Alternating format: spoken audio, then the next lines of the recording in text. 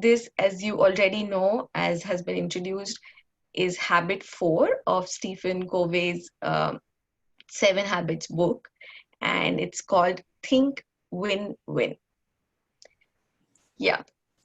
So I'll share a small story which Stephen shares in his book. He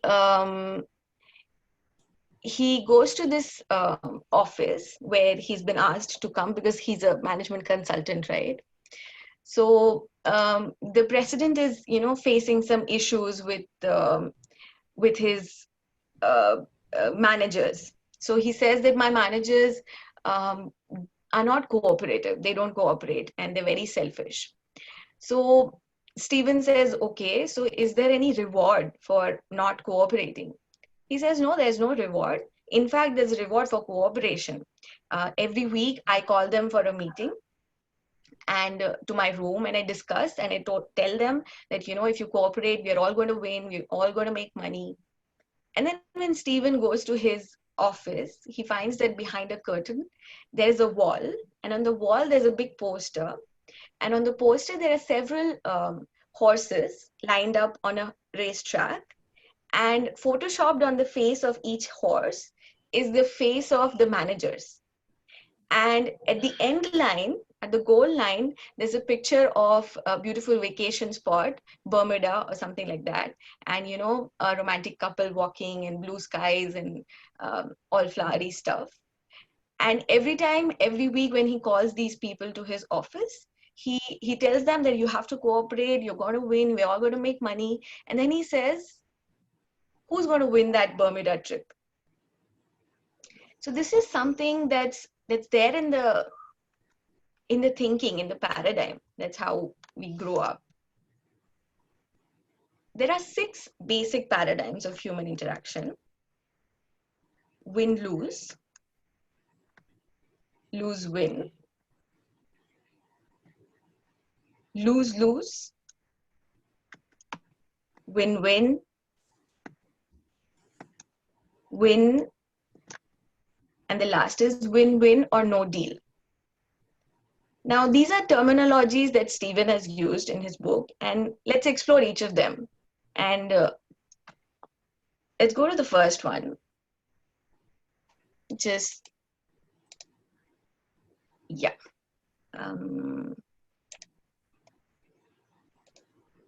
Okay. So it means I win and you lose. I get my way, you don't get yours.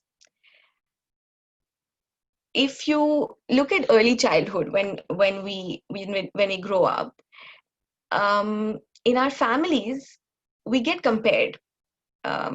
We have this thing, look at the neighbor's daughter, or look at that guy, how well he's doing.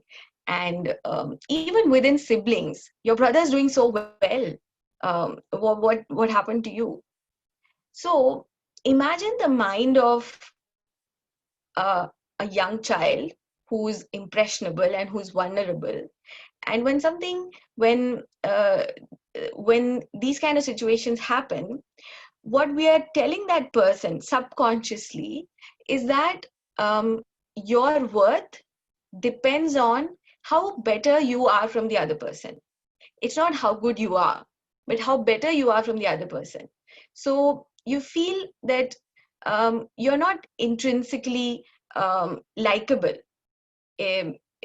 Your worth depends on something outside yourself. Then we go to school. We have the education system, which is also not so helpful, because we have this percentile system, grading. I'm sure you all could probably relate to this. Whenever you get a test result, you're so curious to know how much did the other people get. Maybe you got 91, and then you want to check, hey, how much did you get? Hey, how much did you get? And if you're better than the others, if you've beat them, you feel great, wow. And if not, you don't. And in parent-teacher meetings, suppose the son and the daughter have both gone with the parents, and the teacher says, hey, your daughter did really well, she was in the top 10 percentile. But your son, not so much. He's in the bottom 20 percentile. But you don't know that how much of their potential they've achieved. Maybe the daughter is still at 50% of her potential, but maybe the son is really at 100% of his potential. So yeah, there's this we don't we don't have the absolute worth of them based on how well they're doing by themselves, but always a relative comparison. And then there's the peer comparison. Athletics is also something that really affects our subconscious, because in a game, one person has to win or one team has to win and the other has to lose. So when we're in that arena, and we take that philosophy to our life and we start applying it to our life, we start thinking that life is a game, and I have if I have to win, I have to beat others. The others have to lose. So the winning is at the expense of others. And then there's law. Whenever there's trouble, the first thing that pops up in your head is, uh, I have to sue somebody, sue them. It's a defensive mechanism that we all have. So the point is that all of these things somewhere subconsciously script us and program us um, to think this way, to have this paradigm, have this pattern of thinking. Now, let's come to the lose-win mentality. I lose, you win. So you kind of give in every time. I'm a peacemaker. I'll do anything to keep peace. It's being the nice guy, even if being the nice guy means being finishing last. So there are no demands, there are no expectations, and also there is not enough courage to express one's own convictions and one's own feelings. So there's a little lack of spine.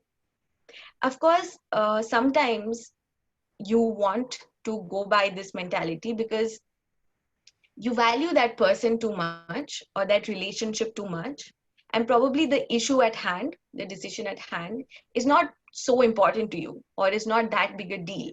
So you think, why don't I let that person win?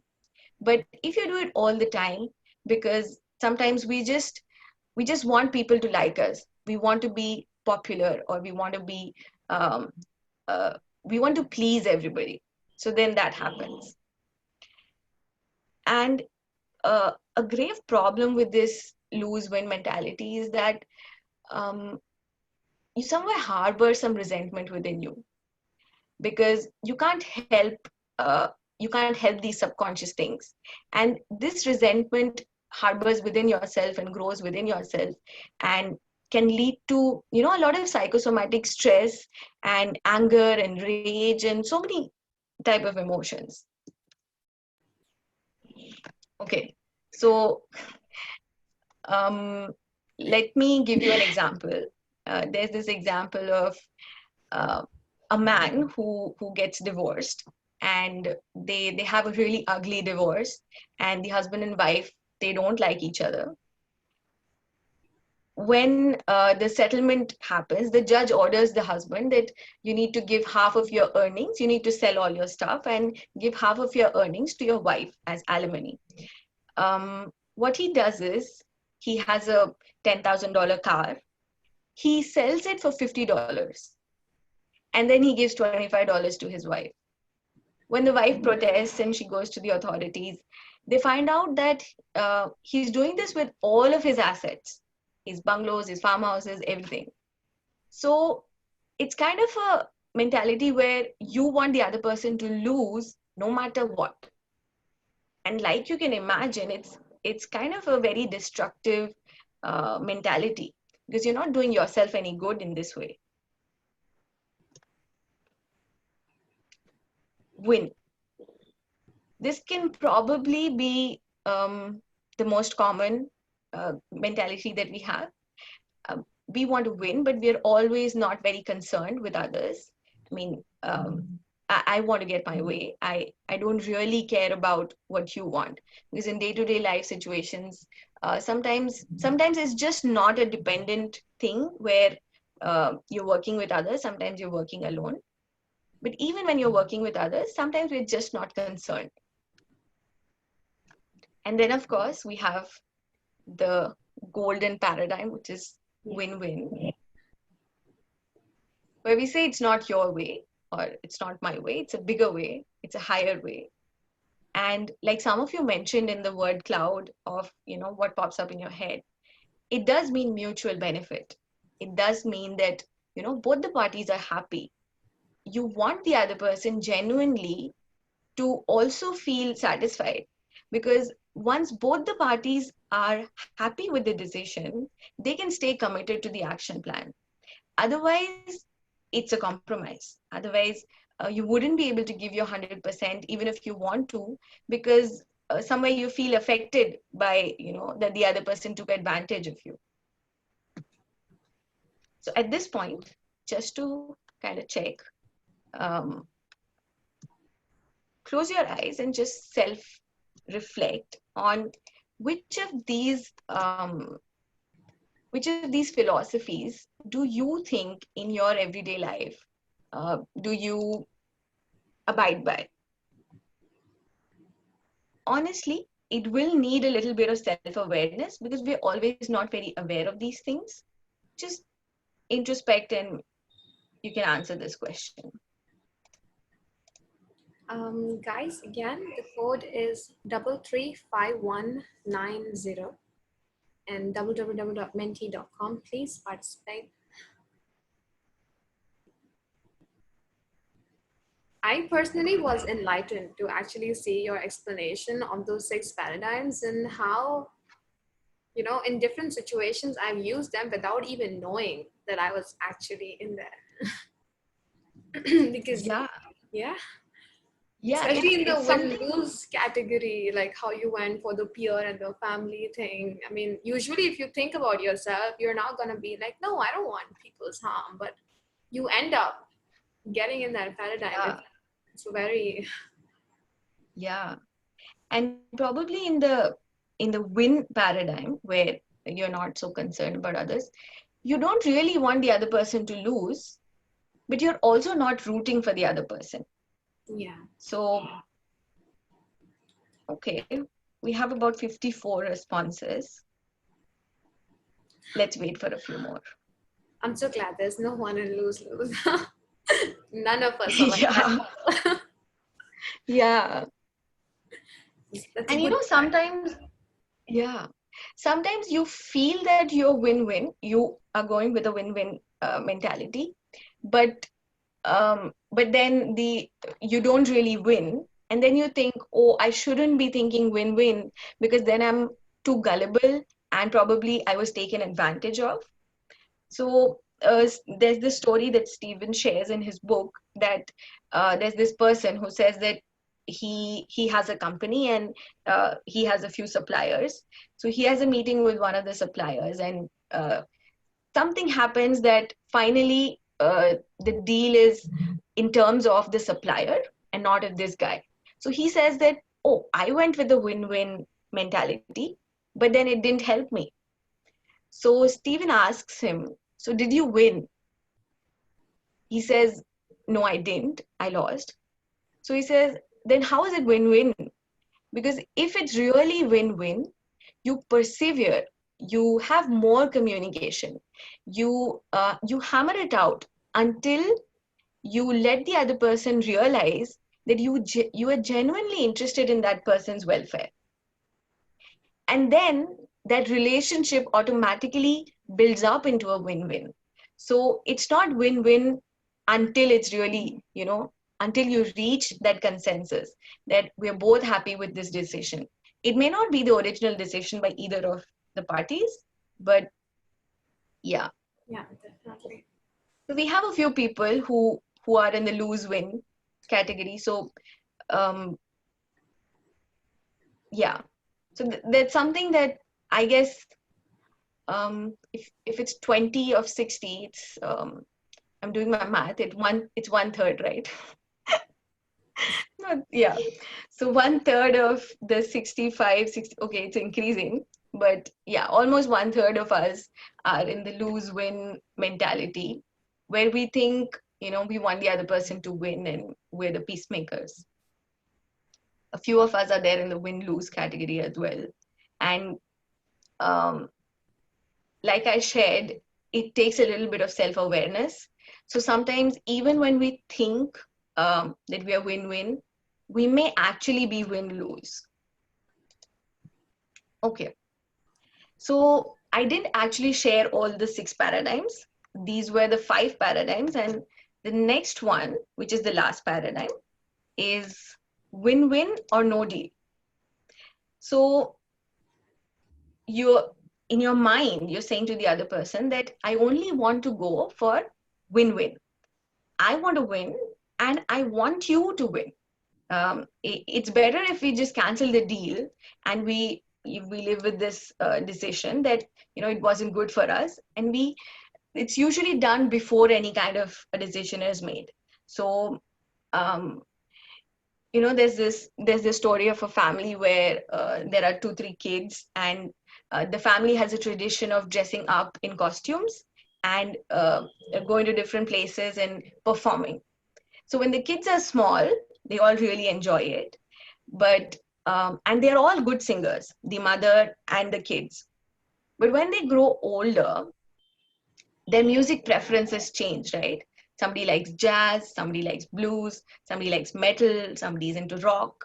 So the mother realizes this and she sees that there's a hesitation in the kids.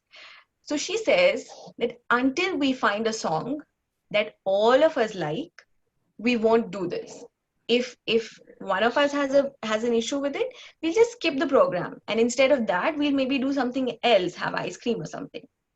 So it needs that clarity of mind and that courage to be able to come to this decision. And this can only happen when there's mutual trust, or at least you have the trust in the other person, and you also believe in the convictions of the other person. Until you genuinely care, um, you won't get the courage to do this. Now, we know that the habit's name is Think Win Win. So we're definitely rooting for that. And I was so happy to see the results of the mentee, where most of you, are in the, at least we want to be, even if we're not, we want to be in the Think Win Win option. Why are the other options not so viable or not so real? Now, we all live in an interdependent reality. More than half of the situations that we encounter in our life are all where we get influenced by others and others influence us. So, in an interdependent reality, if you really think about it, in the long term, win-win is the most real option for us. If let's consider win-lose. You want to win, you want the other person to lose. You have a first win, okay? You win. But what do you think will happen in the future negotiations or in the future relationships with that person? That person will somewhere subconsciously be affected by knowing that you chose win-lose. And then you might not have positive relationships in the future. It could be business, it could be personal. But yeah, it's a short-term win. But really, if you look at it, it's a long-term lose. Now, the next one, lose-win. If you're always losing, like 20% of us were, that resentment harbors within you, that scar harbors within you, even if you don't know it. It's somewhere there in the back of your head, and it's really not very constructive if you look at it at a long-term perspective. Then there's lose-lose, which of course is so chaotic and is quite destructive, and I hope we all agree that it's not constructive at all. And then there's the win paradigm, where you don't necessarily want the other person to lose, but you want yourself to win. What happens is, since there's no real connection with the other person, there is no space for compassion. Some of you mentioned compassion as the first word that pops up in your head when you think win-win. So there's no productive relationship because you don't care about the opinions or the decision of the other people. So if you really look at it, win-win is the most real and most practical option for you in the long term. Now we come to probably the most important part, which is how to think win-win. So I think Soumya mentioned at the beginning of introducing this habit that integrity, maturity, and abundance mentality are really key to be able to be thinking win-win. Now, there are several dimensions that are mentioned in the book, but I think I'd like to share these two and focus on these two, which is character and relationships. Now, this character, when we look at it, it's comprised of these three things: integrity, maturity, and abundance mentality. Integrity develops when you follow the first three habits, in fact, habits 1, 2, and 3. When you're proactive, you really believe in your vision and you work towards it, you become committed more and more to your vision and your mission, your goals, your a kind of a belief. And if you have that integrity, you believe in yourself, the others can see that. If you don't really, if something doesn't really mean something to you, but you still pretend that it is, you're not following integrity, others can perceive that it's fake, and they can't relate to your commitment, and then that relationship definitely it can't lead to win-win. And then we talk about maturity. So I'd love to know from all the participants, what do you think maturity is? Just whatever you think the definition of maturity is, just type in the chat box. It's a word that's very common. It's something that we all use. Okay, so we have wisdom. Somebody says it's wisdom. Tarun says it's wisdom. Thinking about others before us. Conversation. Mutual understanding. Understanding by stepping into other person's shoes. Yes, empathy. Reasonableness. Well-mannered. Knowing ourselves.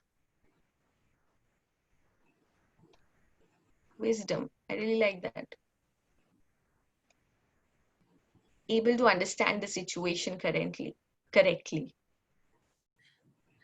Yeah. Understand the situation. Yeah. I mean, when you think without about, judging. defining maturity, it's such a commonly used word, but they noted it when you like ask someone to like define it. It's it's such a wide concept, and I mean, I'm gonna like tick a lot of those answers in the definition. Yeah, probably if we were teachers, we would just 10. Yeah, right. Faith. Okay. I'm really curious about faith. Way of handling things. To have a better understanding of everything. Someone Okay, not being too childish. Science, that's really nice. Yeah. So there's this common thread that I'm seeing of something that's on the lines of wisdom, where you are learning to adapt, you're facing situations differently, you're understanding things, which is also somewhere on the lines of wisdom. And I see something related to ethics as well, which says setting the moral compass. Yeah. Okay, that's really interesting. And I think it's all true. All these definitions are true, and they're also different from one another. What I'd like to share is a definition that Stephen shares in the book. He says that maturity is the balance between courage and consideration. So the courage to express your commitment and your feelings, at the same time being considerate to the commitments and the feelings of the other person. Now, suppose one of them is higher. Let's assume that you're high on courage, but very low on consideration. Which paradigm do you think we'll be in? I guess win, lose, or maybe just win. True. Yeah. Yeah. Win, lose, because I see people have written win, lose. It's because you have the courage to go your way, but you're not concerned about the others. You don't care about their feelings. And these win lose people, um, because they lack this maturity, they overcompensate it with their position, their power, whatever the height at which they are in their professional or personal lives, and they try to manipulate others. They can't see others winning. When that happens, when somebody else wins, they say, "Oh, great, congratulations." But somewhere subconsciously, it's the bitch mentality which is happening. So that's when courage is high and consideration is low. But what if consideration is very high and courage is very low? What kind of a paradigm would that be? Just the opposite, I guess. Lose, win. True, lose win. Yeah. Because you are concerned about the other person's feelings, but you don't have the courage to express your own. So that's lose win again. So to have the right balance for win-win, it needs to be moderated. Both of these have to be balanced. Now, a beautiful, beautiful concept, which probably is the best concept for me out of this whole habit, is abundance mentality. You truly believe that there is enough in this world for each of us. There's enough place for success, that all of us can be successful together. We can all learn and grow together, whether it is credit or your prestige, even respect, recognition, uh, anything, even tangible stuff. There's enough for all of us. And what's common in people with the win-lose or win-lose paradigm is they have a scarcity mentality. They're too closed, and that's why they're not able to be happy for others. Even if it's somebody very close in their families, uh, they can't be happy for the other person. So to truly introspect ourselves and see, do we truly believe that there is abundance? It's something that was really thought-provoking for me, and I'd love for all of you to introspect on that. And that develops into the last thing that I have for you guys today is relationships. You when you have this character, you have integrity, you have maturity, you have that abundance mentality, then you genuinely care for other people and you genuinely care for their way of thinking.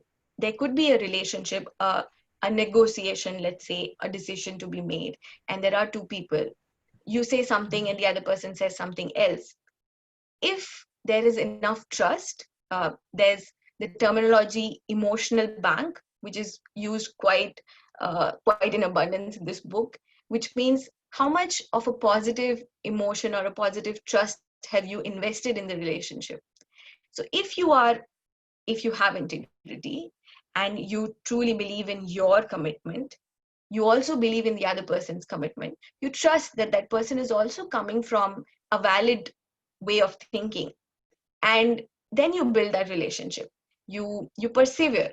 Even if the other person doesn't agree with you, you persevere without losing patience, without judging the other person, and you try to come to a mutually happy decision. So yeah, so character kind of builds into relationships. And that's all we had for habit number 4. If you want to recap, do we have time for a recap? Yes, actually, we have 5 minutes. Cool. Yeah. So then we can do a short recap just to kind of reinforce the idea. So we discussed that there are 6 basic paradigms, and in several situations we all somewhere follow each of these paradigms.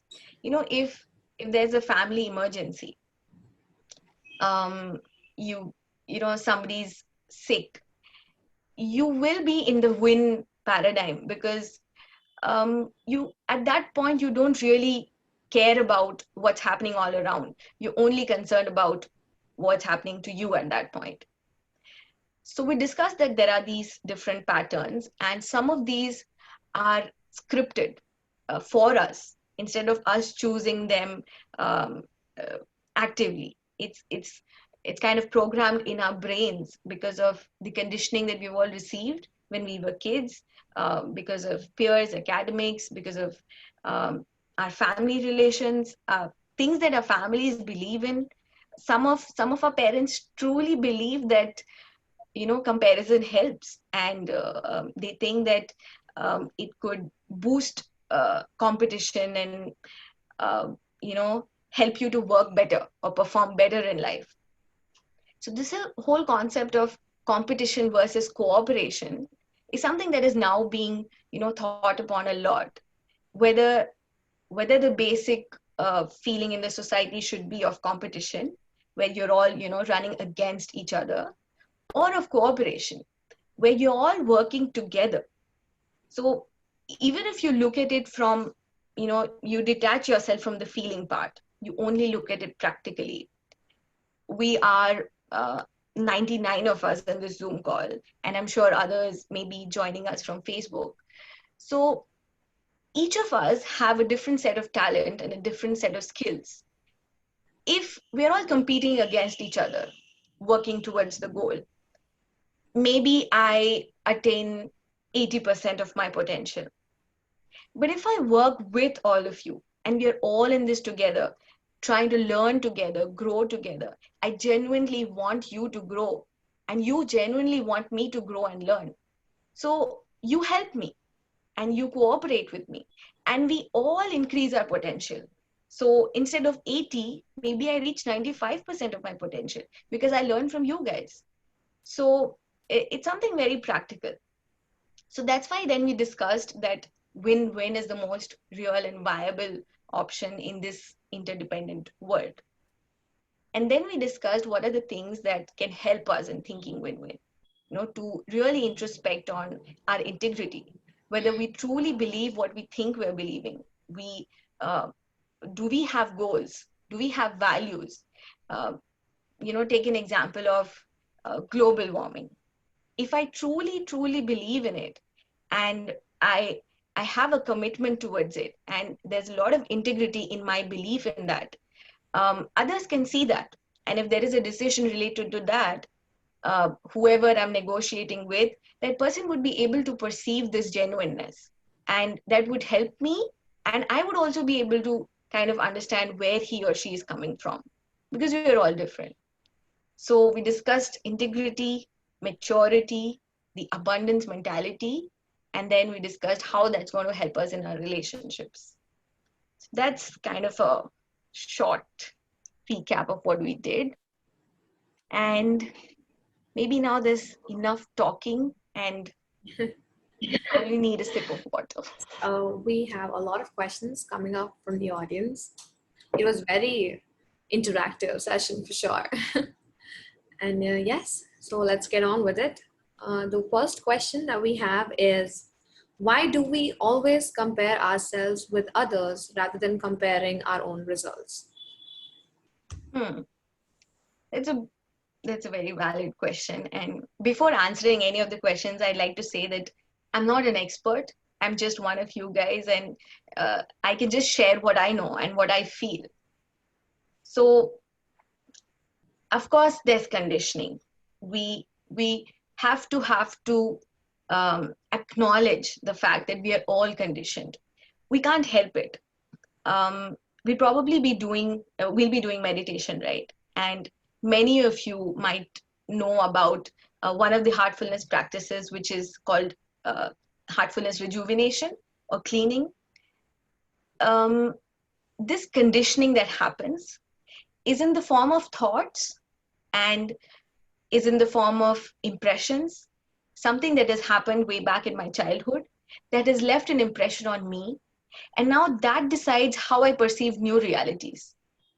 So, this process, spiritual practices like these, introspective, contemplative practices like these, they help us to get rid of these preconceived impressions, these cognitive limitations that don't allow us to see things differently. So, yeah, probably conditioning would be the greatest factor, which I think why we believe that, we want ourselves to be better than others and not just be good in ourselves. That's a good. Another one is quite relatable. It says that how to achieve win-win when the other person is selfish, because we might just not, we can control just ourselves and not about the other person. Yeah. True. And this is also kind of somewhere addressed in the book, where in the relationships part, there are situations where you'll encounter that you are with a win-win mentality, but the other person has come in with a win-lose mentality. And that's going to happen probably the maximum times in our lives. That's when relationship comes in. And of course, relationship encompasses the other three things. Now, if you start the negotiation, you see that the other person, he's really set up in his mind that, he wants his way. He doesn't care about my vision. I persevere. I keep the conversation going. I don't give up. And I show my courage as well. I tell the other person what I believe in, but I somewhere also show my trust in the other person, that I genuinely believe that, your commitment and whatever you have envisioned for this is also valid. I acknowledge the validity of that thing. And once we are able to build that strong relationship, invest in that kind of, I'm using the terminologies of the book because now it's stuck in my head, but strengthening the emotional bank. It's all very practical, all of this. It's just that when you're conscious of doing these things, I think we're able to do it better. So if you can invest in the relationship in a situation where the other person is win-lose and you're win-win, it slowly transforms the other person into a win-win. If we have time, there's this TED talk by Stephen, where he calls one of the people from the audience and he tells them, let's do a arm wrestle. So he holds the other person's hand and he says that, okay, if I win, if my hand is this side and you lose, those people, there are three judges over there, they're going to pay me $10. And if you win, they're going to pay you $10. And they start the competition. The other person is visually stronger. You can see that Stephen is not really strong when you look at both of these people. So he does this. He says, okay, I got $10. And then he does this, and the other person is stronger. So he keeps the hand like this. So that person wins $10.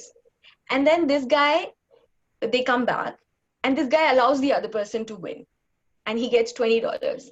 And then he says, wouldn't it be easier if we do it again and again, again and again? It's $10, $10, $10, $10. So it's, it's both of us winning. And then intrinsically, we are all good people and we want the good for everybody. So if I can also have $100 and you can also have $100, intrinsically, the other person will be motivated to transform himself to, our own paradigm, which is the win-win paradigm.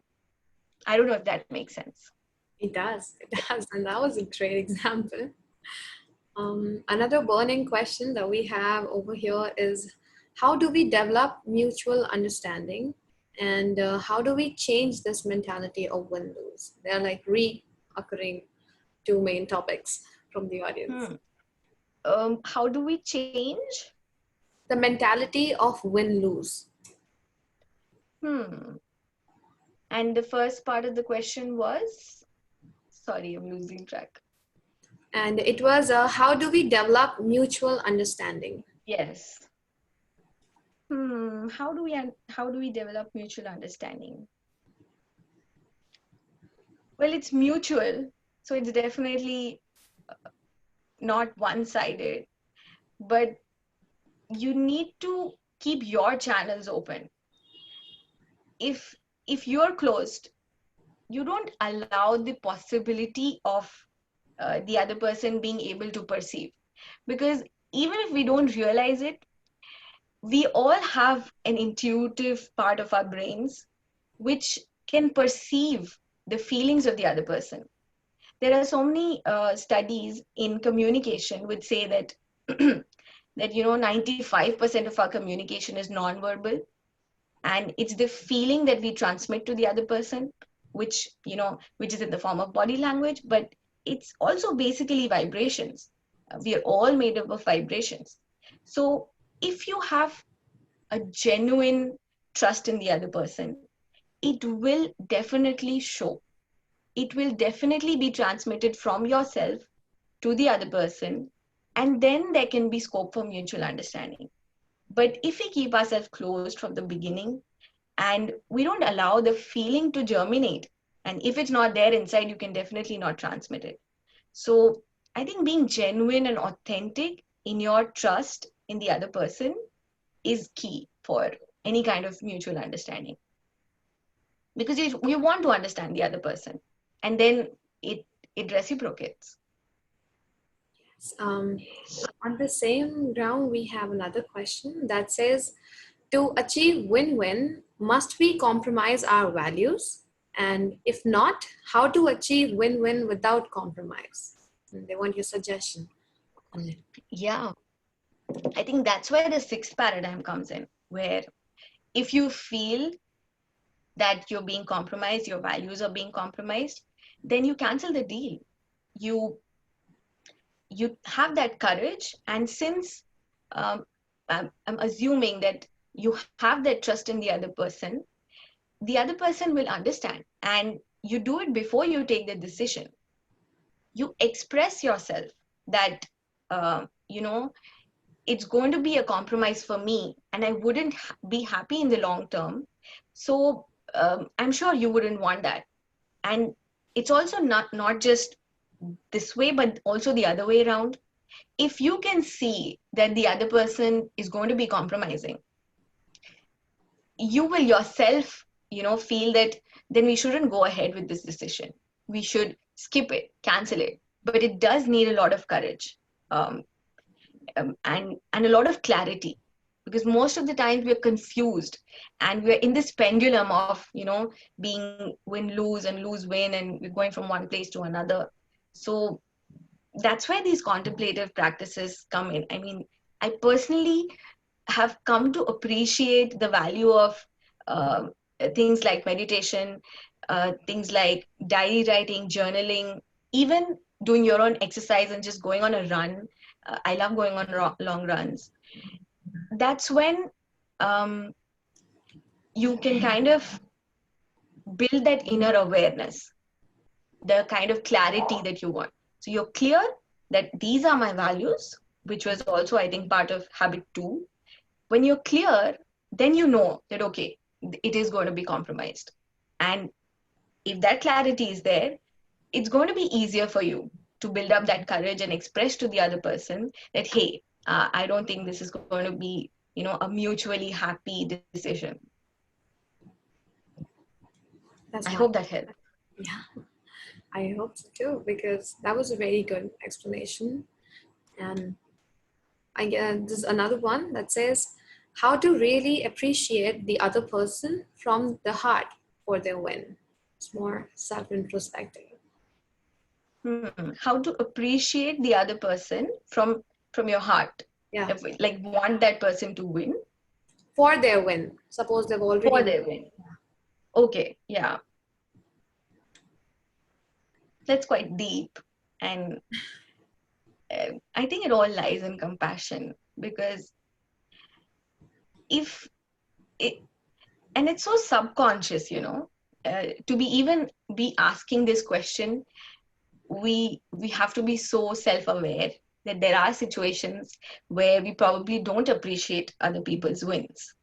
So it it does take compassion. If you can truly close your eyes, and if you can truly connect yourself to everybody around you, and have a feeling that I want all of us to be happy, because and it's not a very preachy thing to say, it's quite practical.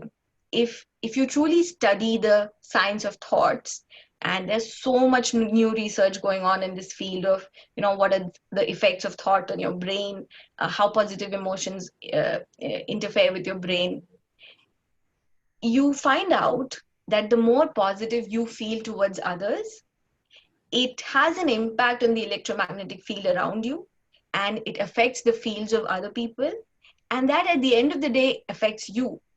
If you read books like The Secret by Rhonda Byrne, or As a Man Thinketh by James Allen, you get the hang of these things, and then you naturally want to be happy for other people. If somebody is winning, you you naturally are happy. You don't have to make yourself do it. If you have to make yourself do it, then it's pretense, right? Then we're just trying to fake it. So it's something that's very intrinsic. And I would love to encourage everybody to do some research on the science of thoughts. There's this water crystal experiment. I'm sure many of you already know about it, but do Google it and find it on YouTube. It's by Masaru Emoto, who's a Japanese scientist.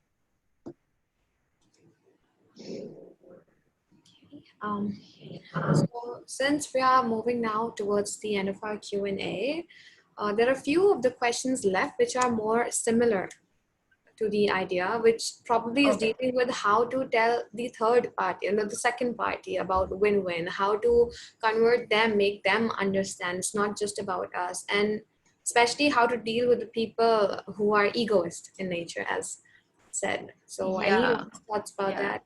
Yeah. Yeah.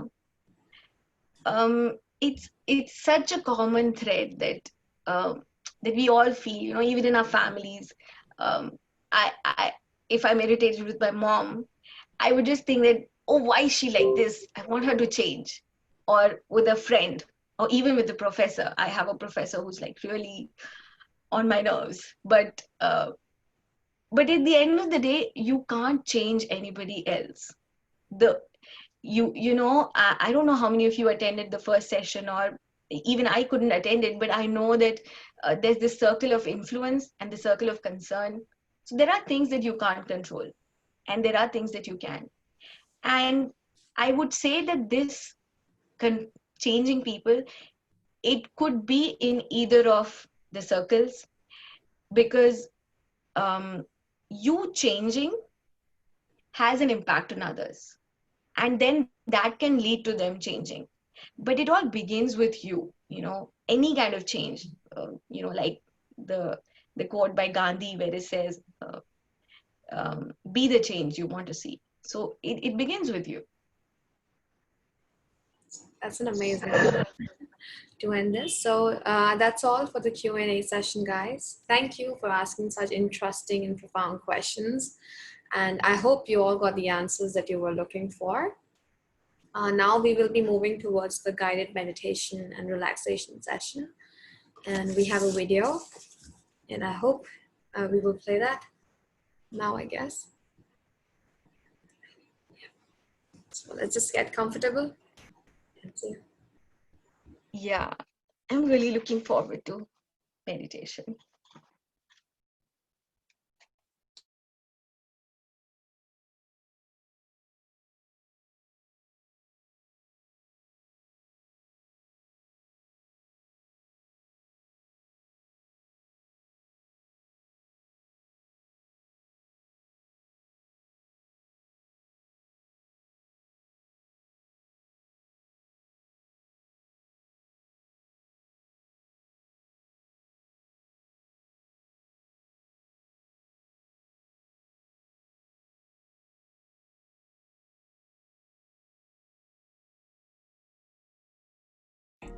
and close your eyes very slowly and very gently.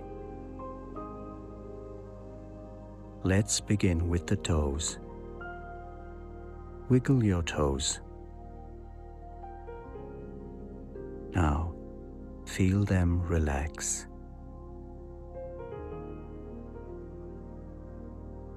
Feel healing energy from the earth move up into your feet and ankles.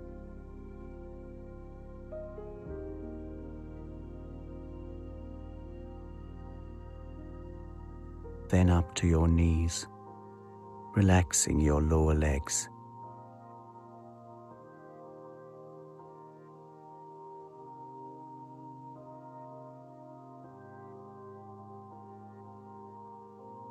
Now feel the healing energy move up your legs, relaxing them.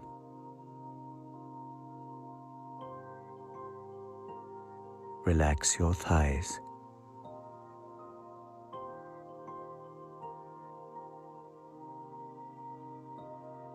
Now, deeply relax your hips,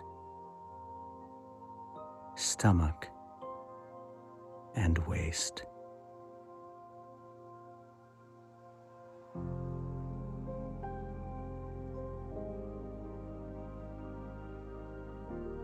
Relax your back.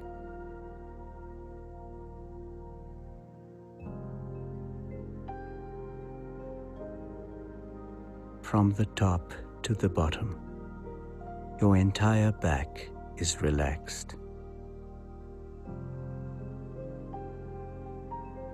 Relax your chest and shoulders.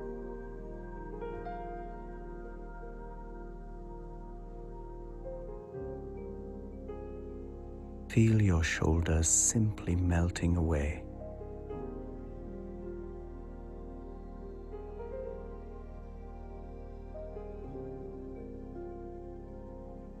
Relax your upper arms.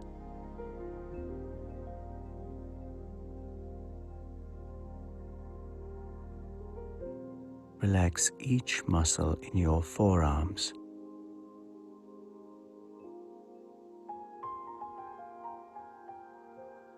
Relax your hands right up to your fingertips.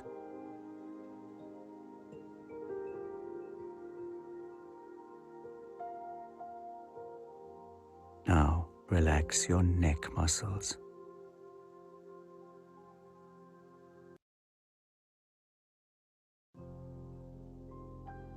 Move your awareness up to your face. Relax your jaw,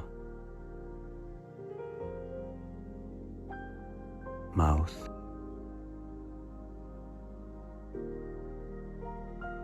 nose, eyes,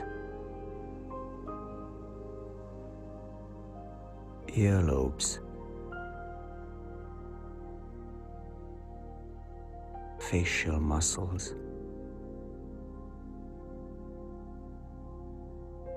forehead,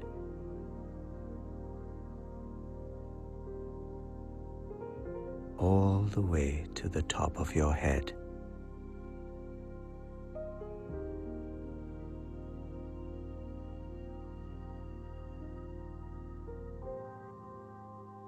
Feel that your whole body is completely relaxed.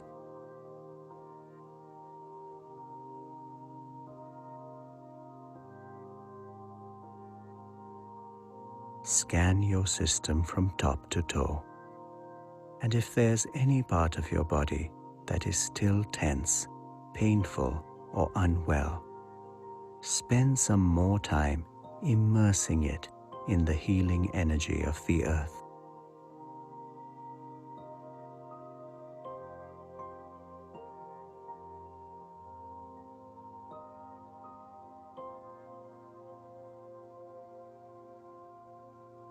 When you are ready, move your attention to your heart. Rest there for a little while.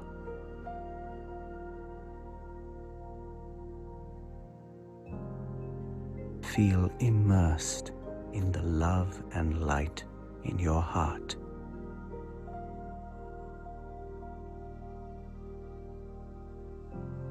Remain still and quiet.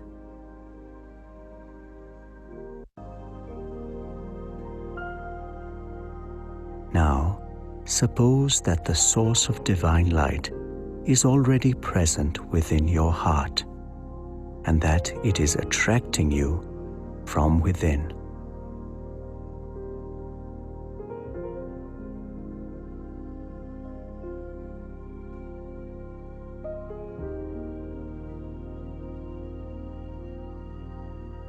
Gently relax into that feeling.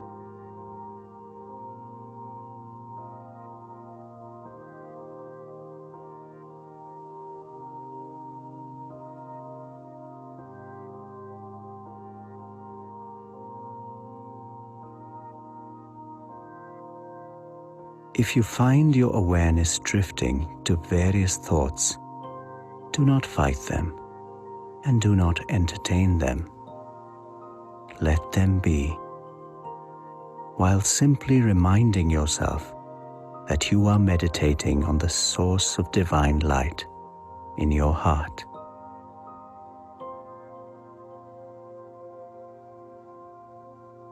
Allow yourself to become more and more absorbed within.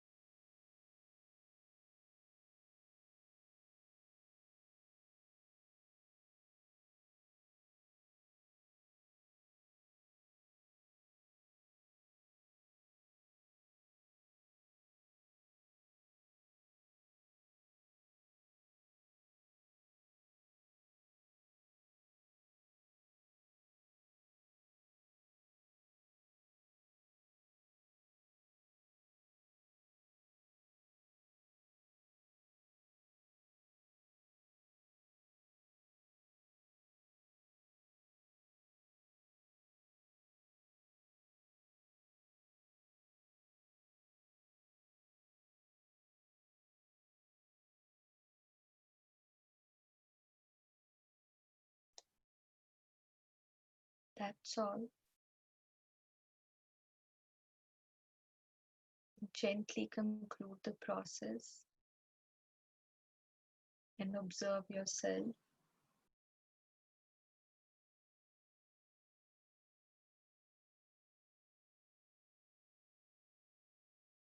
Whatever is the inner condition that you feel at this moment, try to identify what it is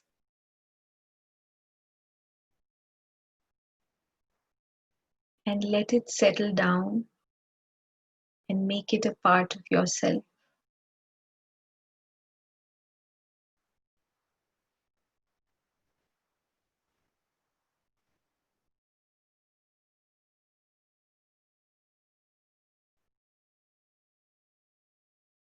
Whenever you feel ready to come out of this state, you can gently open your eyes.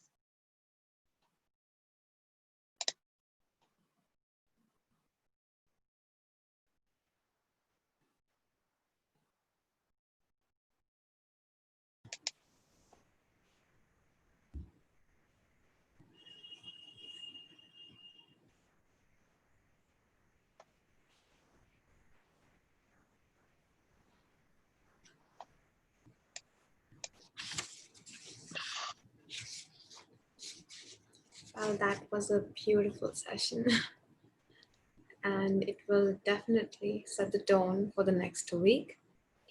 So again, thank you so much, Sashi, for joining us today, for being here with us, taking the time out of your schedule, being so early and prepared for us that, we cannot thank you enough. And it was a beautiful session, very interactive, very enlightening. And at least personally for me, I am taking a lot of knowledge and a lot of introspection also with me tonight. So yeah, thanks again. Thanks. Thank you guys. And I'm so grateful for this opportunity. And I feel connected. Like at this moment, I feel as if I can feel all of you, and I'm so happy that we're all in this together and we're all helping each other. And thank you guys for attending this, for being part of this, for organizing this. I'm really proud of this Inside Out, the whole venture, You 2.0. Thanks for this opportunity.